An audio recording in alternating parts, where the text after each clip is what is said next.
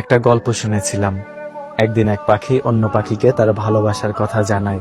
পাখিটি উত্তরে বলে, এখন তো তুমি আমাকে ভালোবাসো, কিন্তু যখন আমার খারাপ সময় আসবে ঠিক তখনই তুমি উড়ে চলে যাবে।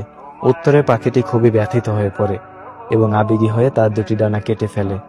তারপর সে বলে, দেখো, এখন তো আমার কাছে ডানাও নেই, আমি কখনোই তোমাকে ছেড়ে যাব না। তারপর তারা একসাথে জীবন কাটানো শুরু করে। একদিন সবকিছু ভেঙে তুমুল ঝড় আসার সম্ভাবনা দেখা দেয়। ডানা কাটা পাখিটি বলে, অনেক ঝড় হবে টের পাচ্ছি, তুমি আমার চিন্তা করো না, নিজের যান বাঁচাও, তুমি উড়ে যাও। সে সাথে সাথে উড়াল দিয়ে বিপদসীমার বাইরে চলে যায়। পরক্ষণে জানতে পারে তুফান আর আসেনি। সে আবার সেই পাখিটির কাছে ফেরত যায়। গিয়ে দেখে পাখিটি মারা গেছে, আর তার সাথে একটা চিঠি পায়। সেখানে লেখা ছিল, যদি তুমি উড়ে যাওয়ার আগে শুধু একটিবার আমাকে বলতে, আমি চলে গেলে তোমার কি হবে, তাহলে হয়তো আমি তুফান আসার আগে কখনোই মরতাম না। এই পৃথিবীতে এমন কিছু মানুষও ঠিক উড়ে যাওয়া পাখির মতো। তারা চায় তাদেরকে কেউ সবটুকু দিয়ে ভালোবাসুক, আর যখন কেউ বাসে তাকে তার বিনিময়ে দেয় এক সমুদ্র পরিমাণে বেদনা।